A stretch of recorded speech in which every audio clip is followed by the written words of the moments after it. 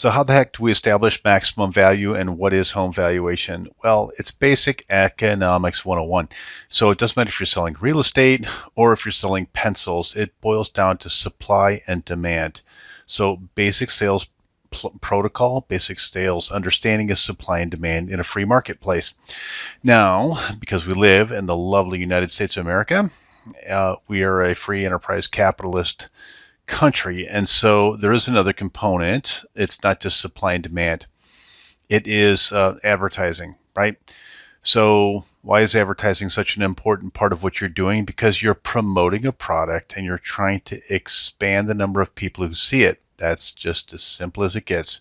So exposure creates demand. Primarily as a listing agent, your job is to expose properties to as many people as humanly possible, get people really excited about it, and then have those people take a look at the house, write an offer. You want multiple offers at the same time. You want to drive the price of that house up to the very highest point that the market will support. And as a listing agent who's promoting properties to the general public and to other agents, that's your job in a nutshell. But you have to be able to demonstrate in an evidentiary way that you're doing that. And so this is the point in the listing presentation where you're starting to describe to people what is maximum value and how you achieve maximum market value. So with your seller, you want to tell them, hey, here's how we achieve maximum value. We have to have great photography in your house because we're going to promote your home, and photographs are absolutely essential. And before you can have great photography, guess what happens? You have to have great staging. So during your pre-listing walkthrough and during your listing presentation, if you're in the home, you're making a list of a variety of different things that probably need some correction. And you owe it yourself to share that list with the seller. Don't be worried about offending the seller about, hey, you have to declutter the space. It would be really wise if maybe you were to put these items away, because there's a couple of things that's happening here. You're planting seeds. This person is moving. If they haven't purposed in their heart that they're not going to be there in 45 days because you're selling the house, you will probably be aware of it when you start talking about staging, because they might say something like, well, I really don't feel like packing away these things, or, do I really have to do that? Well, holy crap. They're going to be out of the house. They're leaving. But psychologically, if they're not in that space, here's probably one of the places you're going to pick up on it, right? Great staging leads to great photography. What are you going to do with those images? Well, you have to take that photography and you have to do something with it. So you're going to do it within a digital promotion format, which is social media or other sort of ad placement, MLS syndication, maybe Zillow, maybe all these different platforms that are going to be pushed out, your email campaigns, all these other things that you're doing digitally. And it's super important that you show people what you're doing. So when it comes to staging and photography and digital promotion, then you have to have samples with you. You have to show certain samples. This is one of the reasons why we spend so much time in the comps and we print some of the photographs that we printed from other homes that have sold, other homes that have not sold around your subject property. Because sometimes there's examples in there of really bad photography or really, really bad agent remarks in the MLS. Well, why is that important? Because it syndicates digitally. It's part of your digital promotion. So your compare, contrast, this is what we do. This is what we have done. This is the result that we get. We get maximum price over and over and over again. It's a story. Stick to the story. All right. Great photography just precedes great staging. After you have those images, you're going to digitally do digital promotion. Next thing is print materials. For gosh sakes, please do not neglect printed materials. So although we live in a digital age and a lot of people are like, hey, digital, digital, digital, at the end of the day, don't qualify the importance of traditional print.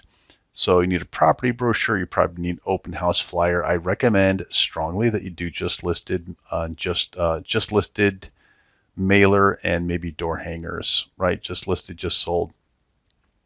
Why? Because I want you to have this material in your hand when you are walking the neighborhood and promoting your listing.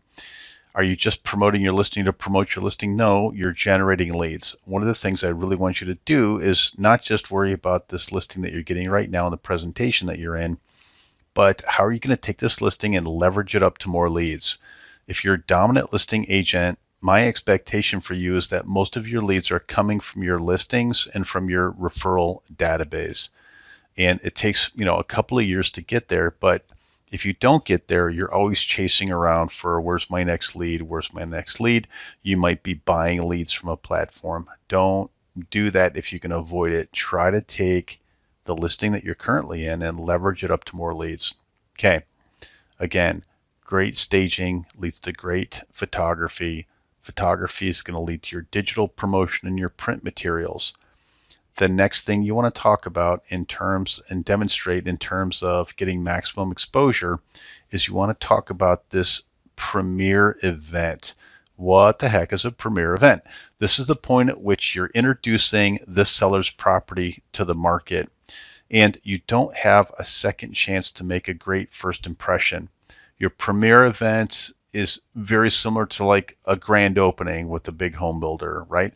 So all of this pent up excitement, I've done a little bit of promotion before we have it go live, right? In the MLS, there's ways to delay that process a little bit legitimately, depending on what jurisdiction you're in and depending on what the rules are of any board of realtors in any specific area. Sometimes there's documents that you can sign or have the seller sign to delay the promotion of your home.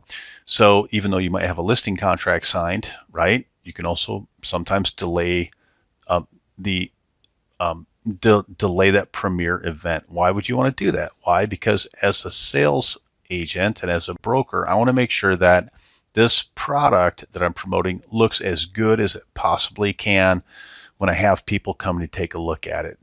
So on top of staging and photography, maybe there's some minor maintenance things that I want it to get done before someone takes a look at it. So inevitably, if I've got, screens that need replaced, I've got chipped window, maybe my front door needs paint, maybe the landscaping needs touched up. Now, I hopefully got most of this done in staging so that my photography turned out great. But there's always some trailing items that you kind of want taken care of. You don't have a second chance to make a great first impression. Again, what are you trying to do? You're trying to drive maximum traffic, maximum showings to this property in the shortest period of time. And this is why you negotiate all around this great big event. When we introduce your property to the market, our goal is to have 10, 20, 30 people show up. They're all going to be very excited. In that excitement, we're going to get several people who are going to write offers. If we have a multiple offer situation, this is going to drive your home valuation up as high as the market will possibly return. This is the point in your presentation where I do not want you to wing it. Actually, I don't want you to wing it at any point in your presentation, but when you're there and you're going through driving maximum value, for gosh sakes, you better bring samples of your past material with you. I want you to make sure that you've got photographs of inferior photographs that were taken on properties that didn't sell. I want you to have samples of door hangers that you distribute or mail pieces that you sent out. I want you to have a really good, clear idea of, how are you going to present this home on social media, ad placement, MLS syndication. Show the seller samples of your work. Show them. Don't just say, I do it better than everybody else and sign here. Or, you know what, I do really a great job and you're going to be really happy with me because I really care about doing this better than somebody else. Now, that might be true. I'm not saying it's not true, but here's the problem. Consider yourself, pretend like you're a trial attorney and you're trying a case. So do other agents say the same stuff that you're saying? Yeah, they say the exact same stuff. Now, the difference is if you're actually providing a substantial base of evidence, like a body of evidence to support what you're saying, then your credibility goes way, way up. You don't rely on your persuasion skills to just muscle this person over the finish line.